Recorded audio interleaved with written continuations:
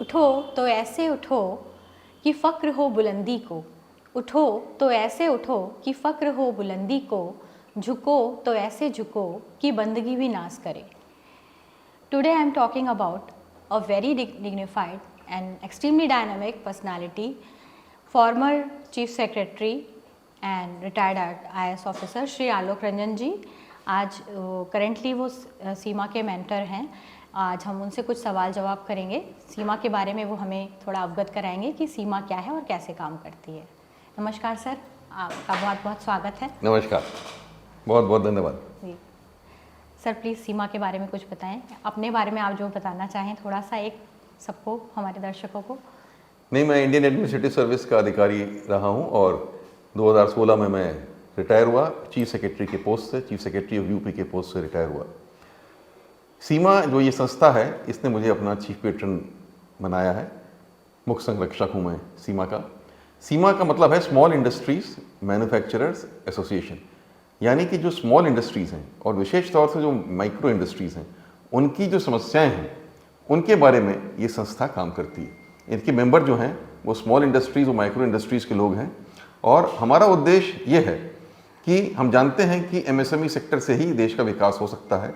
ये सेक्टर अधिक से अधिक रोज़गार भी उपलब्ध कराता है और ग्रोथ रेट भी देता है, पर कैपिटा इनकम भी बढ़ाता है. तो अधिक से अधिक उद्यमियों को सहूलियतें मिलें, उनकी दिक्कतें दूर की जाएं और उत्तर प्रदेश में माइक्रो और स्मॉल इंडस्ट्री को बढ़ावा मिले. लेकिन इस सेक्टर की कई समस्याएं होती हैं, इनको शासन तक पहुंचाना आवश्यक है. सीमा एक माध्यम बनेगी कि स्मॉल और माइक्रो इंडस्ट्रीज़ की समस्याओं को हम शासन तक पहुंचाएं और शासन स्तर से इनका हल निकालने का हम प्रयास करेंगे. दूसरी तरफ ये भी है कि शासन, चाहे प्रदेश शासन हो चाहे भारत सरकार हो, बहुत सारी योजनाएं हैं जो स्मॉल सेक्टर और माइक्रो सेक्टर के लिए हैं, एमएसएमई सेक्टर के लिए.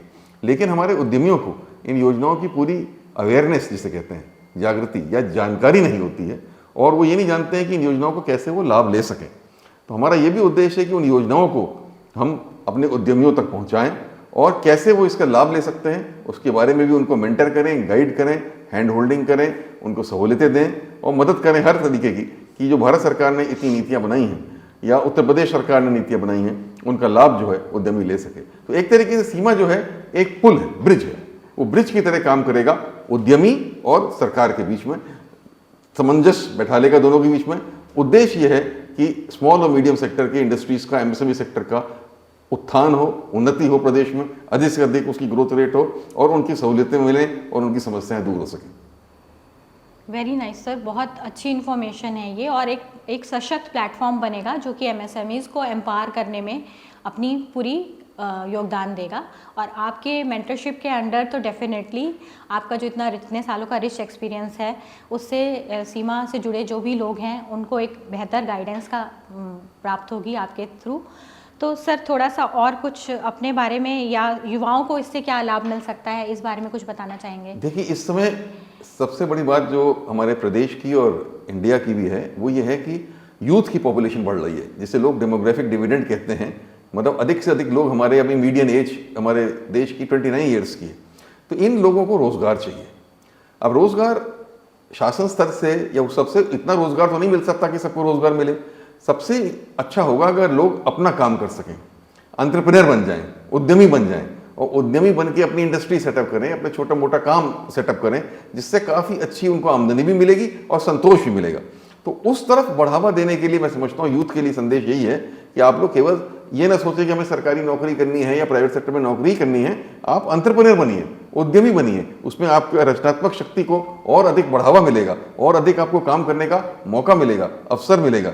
तो आप सामने आइए और उद्यमी बनिए. और उद्यमी बनने में सीमा जो है आपकी हैंड होल्डिंग करेगी. आपको जिस तरीके की गाइडेंस चाहिए, चाहे आपको बैंक से लोन कैसे लिया जाता है आप जानना चाहते हैं, या आप जानना चाहते हैं कि पॉल्यूशन से कैसे क्या क्या नियम है नो ऑब्जेक्शन लेने के लिए, या आप जानना चाहते हैं कि बिजली का कनेक्शन कैसे लिया जाता है, या आप जानना चाहते हैं कोई और भी क्लियरेंस या कोई और भी अप्रूवल क्या क्या लिए जाते हैं, कैसे लिए जाते हैं, हर चीज़ में हम आपको गाइड करने को तैयार हैं. प्रोजेक्ट रिपोर्ट बनाने के लिए, फिजिबिलिटी रिपोर्ट बनाने के लिए, हर तरीके का काम जो है वो सीमा आपकी मदद के लिए कर सकता है. और मैं चाहता हूं कि हमारे जो भी नवयुवक हैं, नवयुवतियां हैं, वो सामने आएँ और एंटरप्रेन्योर बने.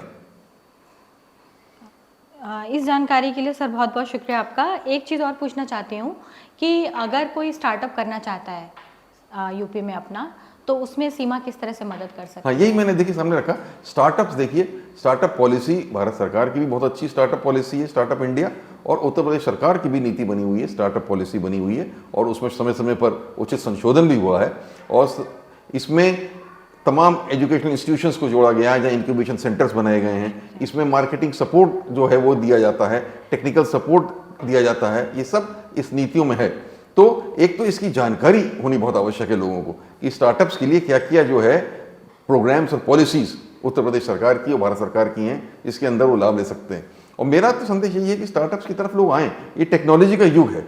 अधिकांश हमारे युवक जो हैं वो टेक्नोलॉजी के बारे में जानते हैं, वो काफ़ी उसके बारे में उनको नॉलेज है। तो उसकी इस नॉलेज को यूज़ करते हुए हर क्षेत्र में बहुत विकास की वो है, उम्मीदें हैं, बहुत ज़्यादा अपॉर्चुनिटीज़ हैं।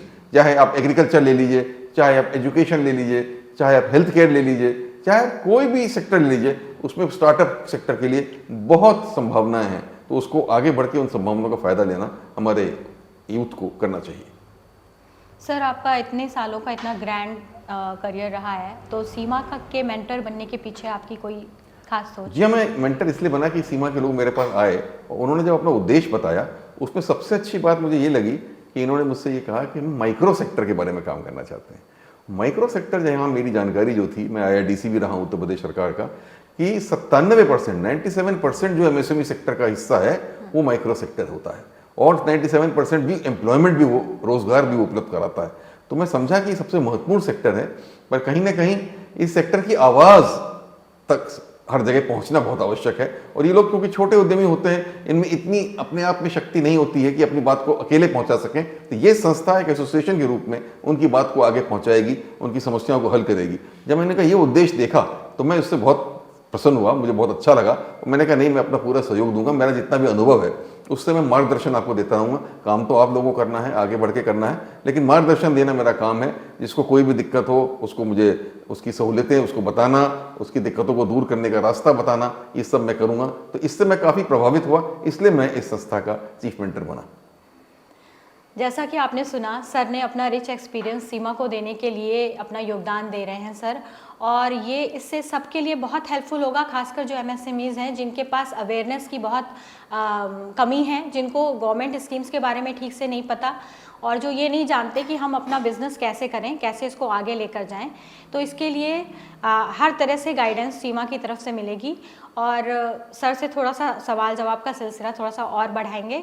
उनसे थोड़ा सा ये पूछना चाहते हैं कि सर, एज एक सफल व्यक्ति के रूप में आपको मतलब इस मकाम पर आकर आप क्या सोचते हैं समाज के बारे में, और किस तरह से हम और अपलिफ्टमेंट कर सकते हैं सोसाइटी का और अपने प्रदेश का? देखिए, मैं IAS सेवा में रहा 38 साल, और 38 साल IAS सेवा में मैंने एक पब्लिक सर्विस अच्छे से अच्छे तरीके से करने का पूरा प्रयास किया कि नागरिकों को सरकारी योजनाओं का अधिक से अधिक लाभ मिले, प्रदेश का, देश का विकास हो सके। तो ईमानदारी और मेहनत से इस तरफ मैंने हमेशा काम करने का कोशिश की है। तो आज मैं उसी अनुभव को अपना एक तो इस्तेमाल करना चाहता हूँ। तो मेरा तो पहली चीज़ ये, अनुभव का लाभ अधिक से अधिक लोगों को देना चाहता हूँ, चाहे वो उद्यमी हों, चाहे वो नवयुवक हों, चाहे कोई भी हो, उनसे मैं, इसीलिए मैं किताबें भी लिख रहा हूँ, इसी में मैं आर्टिकल भी लिखता हूँ, इसीलिए मैं अलग अलग जाके सभाओं में और उसमें वर्कशॉप्स में बोलता भी हूँ, जिससे मेरे अनुभव का लाभ अधिक से अधिक लोगों को मिल सके। मैं ये देख रहा हूँ कि हमारे देश को और हमारे प्रदेश का विकास की बहुत सीमाएँ, बहुत संभावनाएँ, मतलब उसकी कोई सीमा नहीं है, बहुत संभावना है। वो एक जायंट है उत्तर प्रदेश, जो कि कहाँ का कहाँ पहुँच सकता है, अग्रणी प्रदेश हो सकता है, हमारा देश भी अग्रणी देश हो सकता है। और उसके लिए हमारे पास नवयुवकों की शक्ति है, नवयुवक नवयुवतियों की शक्ति है, जिसको हम प्रयोग करें, इस्तेमाल करें। वो इतनी बड़ी शक्ति है कि अगर उनको सही शिक्षा दे सकें, सही मार्गदर्शन दे सकें, सही उनको एक एनवायरनमेंट दे सकें, फैसिलिटेटिव एनवायरनमेंट जिसे कहते हैं वो दे सकें, तो वो लोग आगे बढ़ेंगे और प्रदेश और देश को आगे बढ़ा सकते हैं। यही मेरी एक उम्मीद है भविष्य के लिए। सर, फाइनली अंत में एक लास्ट क्वेश्चन ये है कि एक मैसेज जो आप देना चाहते हो अपनी तरफ से आज की युवा को या MSMEs को, वो क्या मैसेज होगा आपकी तरफ से? मेरी मैसेज यही है कि बहुत संभावनाएं हैं। आप ये मत सोचिए कि संभावनाओं में कमी है।